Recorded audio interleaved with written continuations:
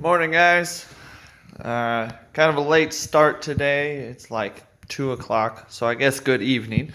Anyways, last night we had got the Z6 ready to go in. Harness is on. Still got some wiring to do.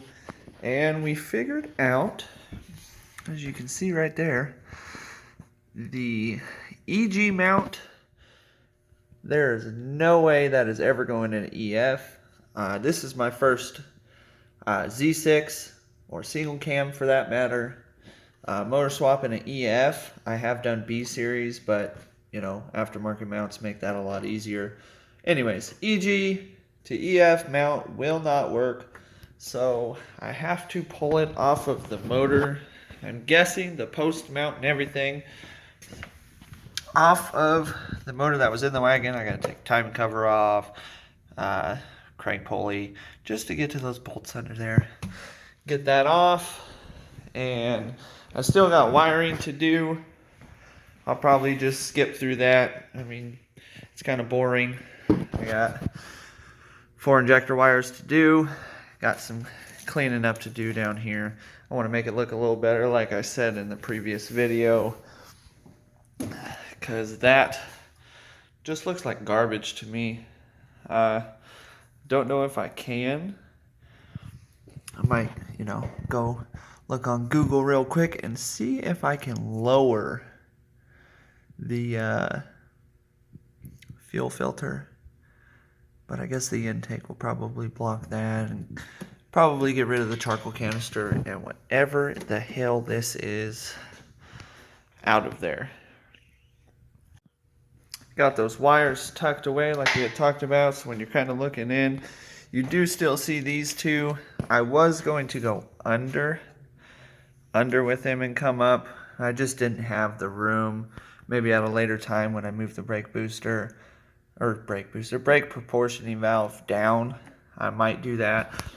But they're just kind of tucked away over here in the corner. Looks pretty good.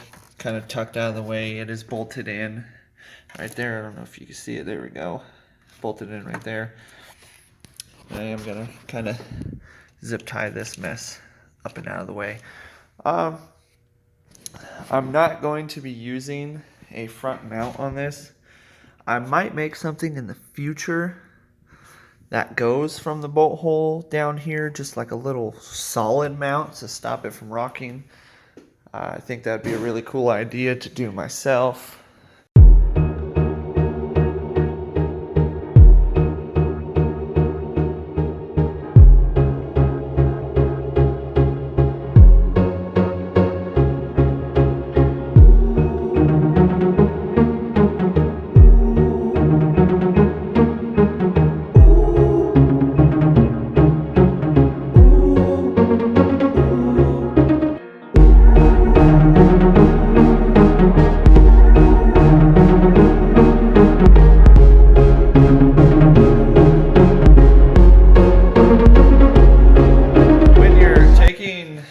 This post mount off, you have to take the valve cover off to get this top cover off, to get the bottom cover off.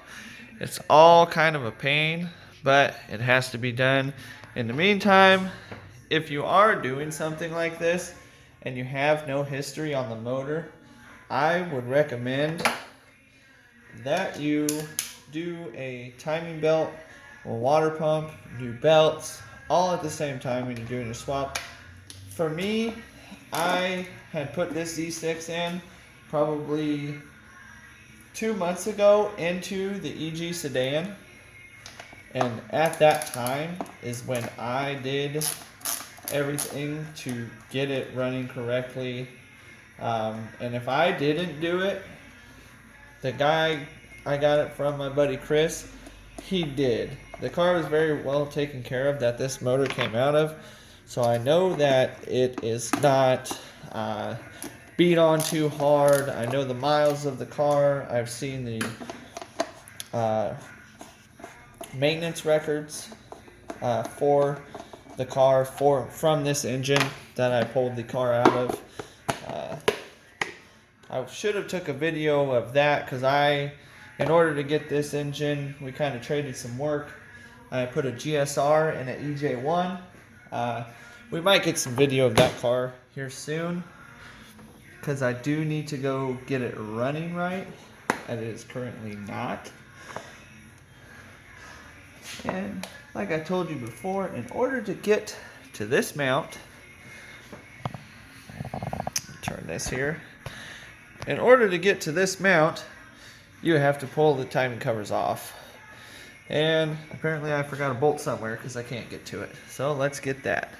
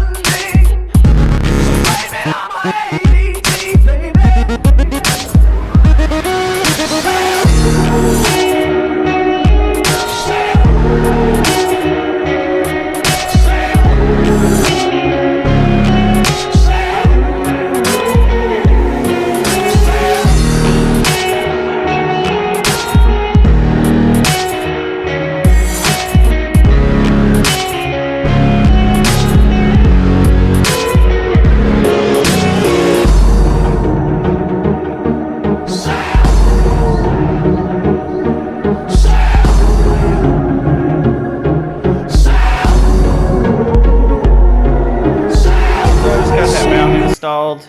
It's kind of touching right here, pushing it, which I cracked it right here, trying to bend it back over. Anyway, it's about to start getting it all buttoned up. Drop that motor in, get shift linkage done probably today, maybe the axles. I'm in no real rush, just want it done right. Well, right to my standards. Yeah, let's get it. So finally, got the Z6 motor mounts are in. I still have this back mount to get in, but I needed to move the cherry picker out of the way for that. We're moving right along. I'm pretty excited to be at this point to where the motor mounts are fully bolted in. They are almost tight because I want to be able to be flexible so I can rock the motor back. Yeah, and I did leave my valve cover off because I'm going to paint it, but I am also going to leave this timing cover off. I know it's not the best thing in the world to do because of, you know, if rock gets in there or whatever, but I am going to take the risk and we will find out. There's my valve cover right there. I am going to paint it a silver color. I do not know where the can is right now, or I would show you guys that, but I guess you're gonna have to wait. And we are moving right along. Like I said, pretty excited to be at this point. You know, it really wasn't the plan to put the Z6 in the wagon until the tranny blew. So I'm glad that Aaron was kind enough to hook us up with the tranny out of his wagon when he went LS. That is great for us. Thanks for Brad for bringing that up for me, and we're about to see what she does. So excited. What is up, people? It's been probably half hour for you guys, like 2 seconds. Anyways, we are almost done. So I have gotten all the motor mounts in, all bolted in. That one's in. For some reason, I'm probably going to have to change that bolt out. It will not go all the way in, but I have noticed that it, I'm not sure. It might have bottomed out already. It did get all the way tight. I don't want to crack the case.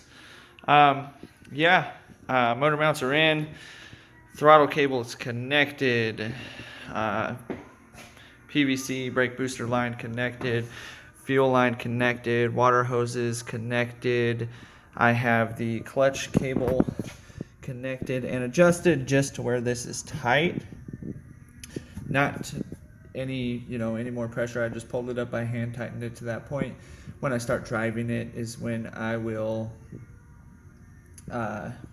see if it needs adjustment or anything of that nature. I got the wires kind of shoved out of the way. So that will probably all for today. Sorry it wasn't that exciting of a video. Once the car is running, we'll do a few polls, see how it feels. I know in the sedan, it being even in A was pretty quick. So yeah, like I said, got a lot done for me today. Go walk around this cherry picker real quick. It's pretty much bolted in. Well, I guess it is bolted in. I still got some wiring to do. I'm kind of holding off on that. Wiring does kind of scare me a little bit. This being the first car that I've wired by myself. And by wired, I mean I have literally gone through the harness and shortened things. Repinned the OBD1 plugs instead of cutting and splicing. I think it makes it look cleaner. I am probably going to shorten this. If you don't know, these are the power wires for OBD1 injectors. And it's just a little power block here. There's a little ring in here. Goes around, connects them all, and then one wire for the power at the ECU. I am probably going to tuck this back under the manifold and then put the block somewhere down here. Instead of it on an EG, it is on the driver's side over there. Yeah, I mean, we're getting there. Hopefully be done tomorrow.